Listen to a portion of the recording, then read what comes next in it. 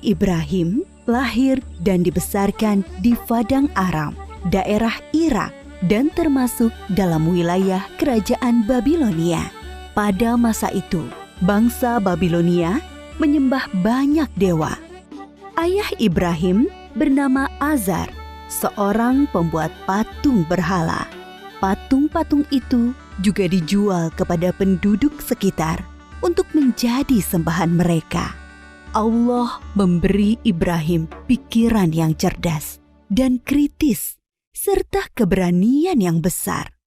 Dia mengilhamkan pemahaman kepada Ibrahim bahwa menyembah patung-patung itu adalah kesesatan yang nyata. Ibrahim bertanya dalam hati, "Ayah, mengapa ayah menjadikan patung-patung itu sebagai Tuhan? Bukankah ayah yang membuatnya?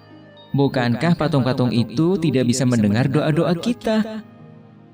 Dia berpikir keras, siapakah sebenarnya Tuhan yang pantas dipuja, dimintai pertolongan dan perlindungan? Allah membimbing Ibrahim untuk memahami Tuhan yang sebenarnya. Mula-mula, Allah memperlihatkan langit yang penuh bintang bercahaya di malam yang gelap. Ibrahim berkata, "Sungguh indah, inilah Tuhanku." Ketika pagi tiba, langit menjadi terang. Bintang-bintang itu pun menghilang. "Oh, bintangnya hilang. Aku tidak suka Tuhan yang menghilang. Itu bukan Tuhan." Pada malam yang lain, Ibrahim melihat bulan terbit sangat menawan. "Wah, sungguh indah. Ini dia Tuhanku."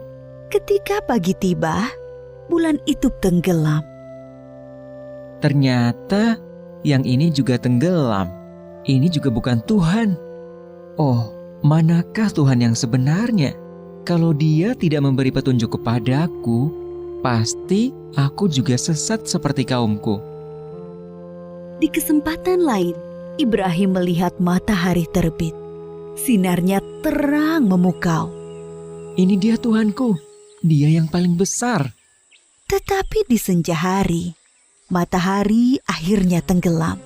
Taulah dia, matahari pun bukan Tuhan.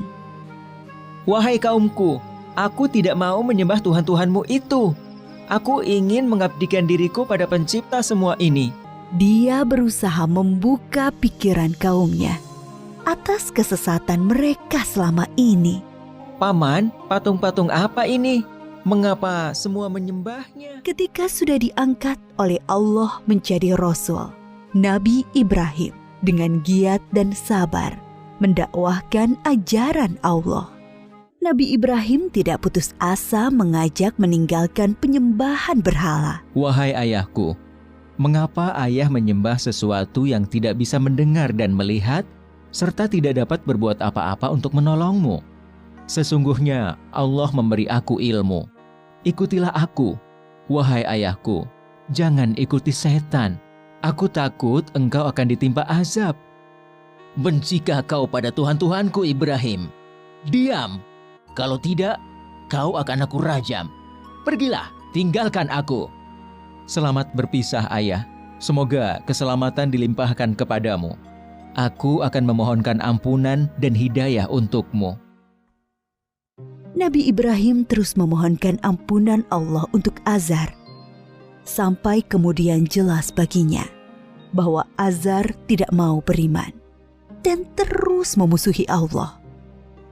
Allah melarang memohonkan ampunan bagi orang-orang kafir.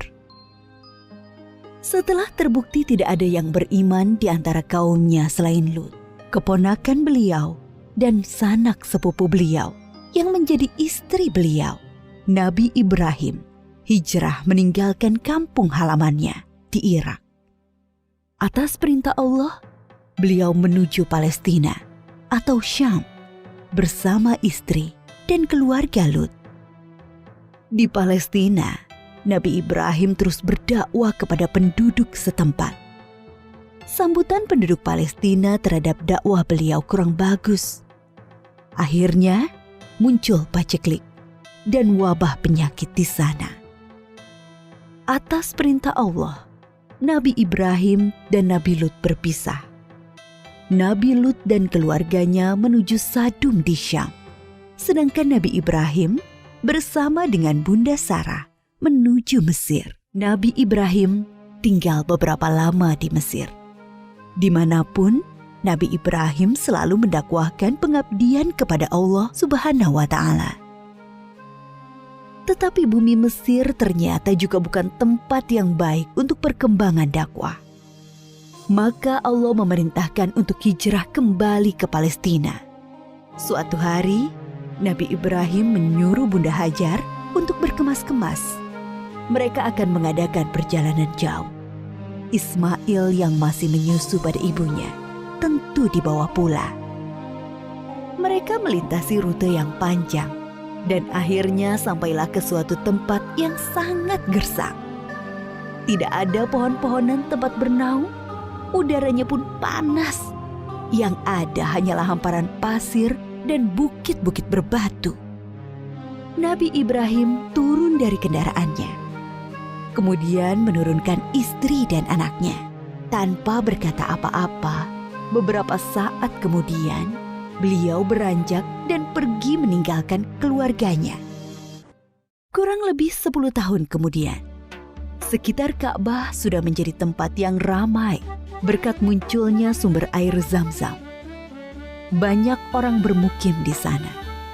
Ibunda Hajar dan Ismail sangat dihormati oleh penduduk karena mereka dianggap pemilik sumber air itu. Suatu ketika, Nabi Ibrahim mengunjungi keluarganya di Mekah. Setelah beberapa lama tinggal di sana, suatu malam beliau bermimpi menyembelih Ismail. Nabi Ibrahim termangu-mangu memikirkan mimpinya. Wahyu dari Allah atau godaan setan? 2 malam berikutnya, mimpi yang sama terulang. Maka pagi harinya, setelah mimpi yang ketiga, beliau yakin ini perintah Allah yang harus dilaksanakan walaupun terasa sangat berat di hati. Nabi Ibrahim bermusyawarah dengan keluarganya tentang mimpi itu. Anakku, aku melihat dalam mimpi, aku menyembelihmu. Pikirkan, apa pendapatmu? Ismail sangat memahami bahwa ayahnya adalah Nabi Allah. Mimpi para nabi adalah wahyu ilahi. Dengan mantap dia menjawab, Ayah, laksanakan perintah Allah. Insya Allah, aku akan sabar menerimanya. Bertambah rasa syukur Nabi Ibrahim. Bertambahlah kecintaan kepada anaknya. Bertambah mantap pula hati beliau melaksanakan perintah yang sulit itu. Berangkatlah Nabi Ibrahim dan Ismail menuju Mina, tempat penyembelihan. Hatinya dipenuhi keyakinan yang mantap kepada Allah. Begitu pula Ismail. Sampai di tempat penyembelihan, Nabi Ibrahim membaringkan Ismail, bersiap mengayunkan golok yang tajam ke leher anaknya. Lalu Allah berfirman, Hai Ibrahim, engkau telah menaati perintahku. Ini adalah perintah yang sulit. Aku memberi balasan orang-orang yang berbuat baik. Allah mengganti Ismail dengan seekor domba yang besar. Itulah yang kemudian disembelih sebagai kurban, sedangkan Ismail tidak jadi disembelih. Peristiwa ketika Ibunda Hajar ditinggalkan sendirian bersama Ismail ketika masih bayi dan pengorbanan Ismail diabadikan dalam rangkaian ibadah haji kita. Peristiwa penting lain antara Nabi Ibrahim dan Ismail adalah ketika Allah memerintahkan mereka meninggikan bangunan Ka'bah. Pondasi Ka'bah sudah ada sebelum masa Nabi Ibrahim. Beliau dan Ismail hanyalah meninggikan temboknya. Ka'bah itu kemudian menjadi pusat ibadah sholat dan haji. Ketika tembok sudah tinggi, Nabi Ibrahim kesulitan membuatnya lebih tinggi lagi di atas jangkauan tangannya. Maka beliau menjadikan sebuah batu sebagai pijakan kakinya. Pada batu pijakan itu membekas tapak kaki Nabi Ibrahim dan dinamakan Makom Ibrahim yang bisa disaksikan sampai saat ini. Ketika Ka'bah sudah jadi, Nabi Ibrahim berdoa untuk beliau dan Ismail dan anak keturunan mereka berdua. Antara lain, supaya diangkat Rasul dari keturunan mereka. Diangkatnya Muhammad SAW sebagai Rasulullah adalah jawaban atas doa Nabi Ibrahim. Nabi Muhammad SAW adalah keturunan Nabi Ismail.